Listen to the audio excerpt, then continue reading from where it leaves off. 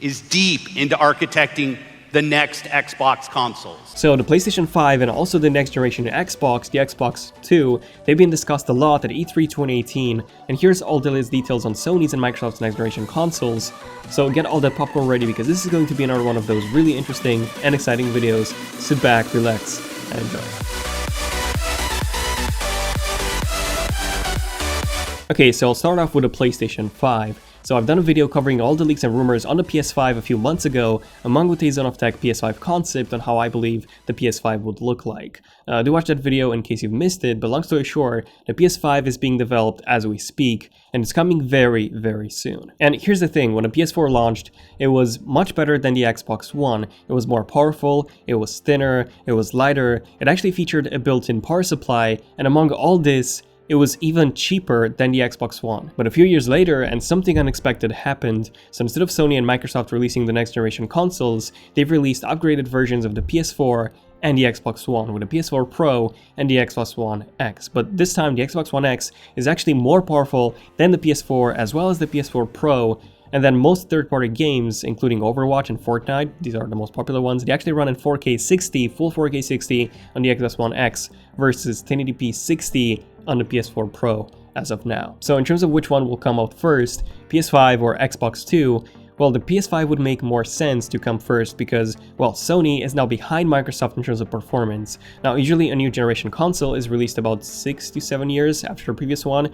so the PS4 and the Xbox One were both released in 2013, which would make 2019 or 2020 the approximate dates when we'll see the next generation consoles. Now, of course, that's since both Sony and Microsoft have released mid-generation cycles, PS4 Pro and Xbox One X, these dates could be delayed basically further, and we'll get a PS5 and the Xbox 2 maybe later than that. However, Sony Entertainment CEO John Codera, he confirmed at the end of May that a PS4 is actually nearing its end of cycle, its end of life. And shortly after, everyone, including myself, got so hyped that, oh, Sony would be releasing finally the PS5 that we released soon in 2019 or something, and maybe even a tease at E3 2018. But that never happened, and then a day or two later, after this announcement, John Codera actually said that he calmed everyone down and he said that we would be using the next 3 years to prepare for the next step, to crouch down so that we can jump higher in the future. And then he also confirmed to analysts and investors not to expect a new PlayStation until 2021, which is way longer than everyone expected. But we do know quite a lot of things in terms of the actual specs already. So first off, there have been many reports that Sony has been sending out developer kits for the PS5 to developers. So usually this is done about 2 years before a new console releases so that developers can learn it and they can start developing games with that console in mind. And games do take at least 2 years, some even 5 years or more depending on, you know, the good ones. If they're really good, they take a long time to make.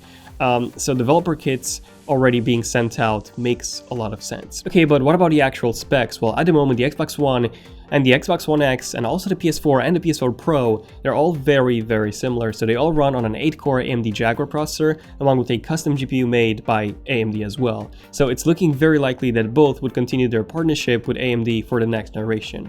And in fact, we've actually had some reports that Sony plans on using AMD Ryzen in the PlayStation 5. And this would be huge, by the way. This would be massive, mostly because Ryzen is a desktop class CPU based on Zen microarchitecture, whereas the AMD Jaguar processors, they were based on a low power microarchitecture that incorporated the GPU on the same chip, so that was an APU.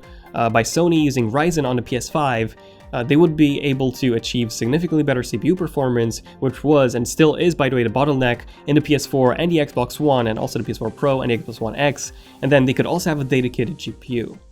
So what about a GPU then? Well, we've actually had many reports that Sony is already working with AMD to include their brand new Navi architecture inside the PS5.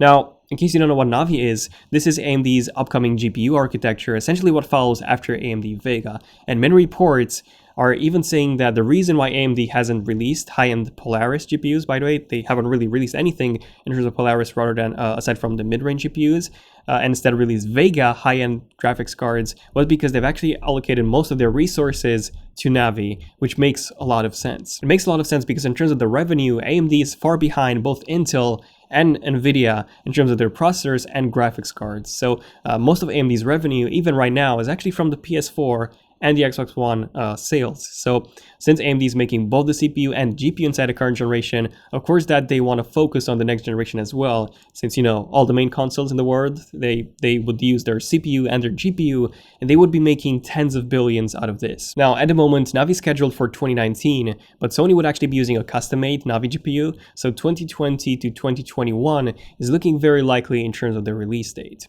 So Ryzen CPU, AMD Navi GPU in the PS5, that sounds amazing, but what about the Xbox 2? Well, Microsoft has actually confirmed at E3 2018 that they're already working on the next generation Xboxes. Yes, I've said Xboxes because they've said Xboxes, so plural, not singular. They're working on multiple versions of the Xbox 2, not just one. So Microsoft plans on releasing multiple versions.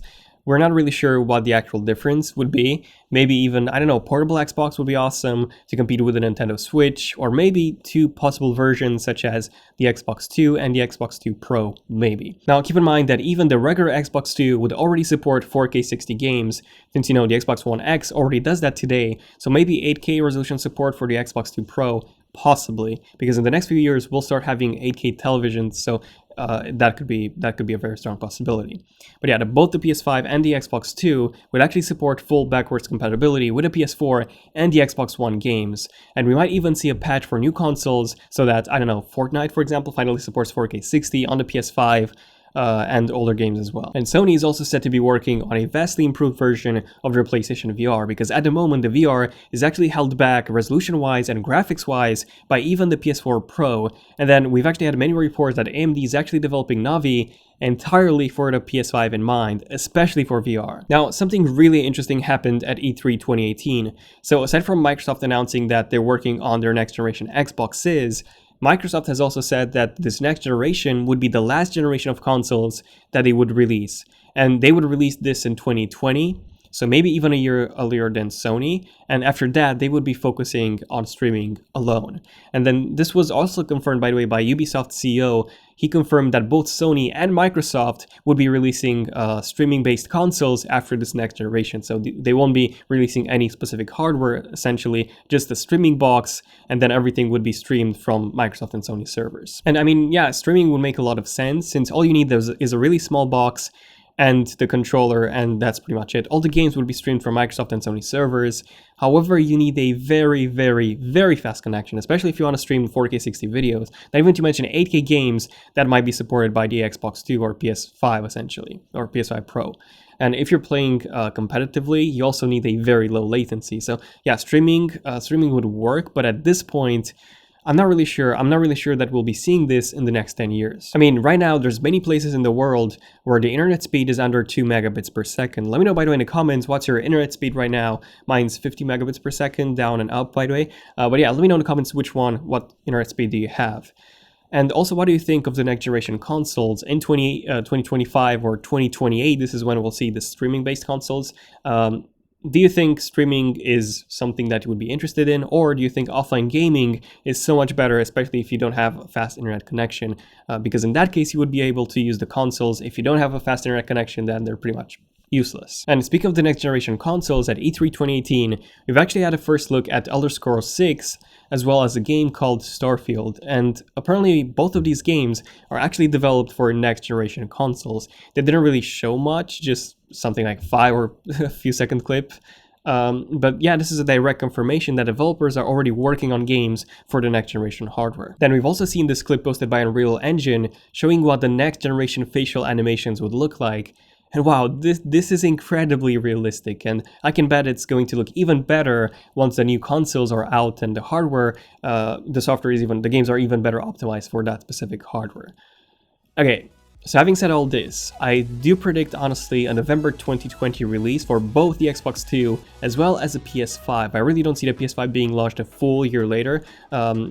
I don't know. I don't think Sony would do that, since if you take a look at the PS3 and the Xbox 360, the PS3 actually launched a full year later, and then the Xbox 360 and then games on the 360 looked so much better when compared to the PS3 for the first 2 years or so, just because developers had an extra year of time to learn the Xbox 360 platform and optimize their games for it.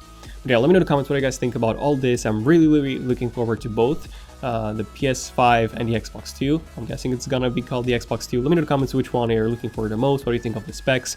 And also, most importantly, what do you think of the fact that Microsoft and seems like even Sony, they want to switch to streaming-based consoles after this next generation. So this could very be the last generation of consoles we'll ever see. So yeah, let me know in the comments what you think about all this. Do subscribe and enable notifications if you want to see more leaks and rumors videos like this one. Hopefully you enjoyed this video. Let me know in the comments if you've enjoyed it, and hit that bell, hit that like if you have enjoyed it, and that bell. I'm Daniel, and I'll see you guys in my next one. Zen of Tech, signing out. Cheers.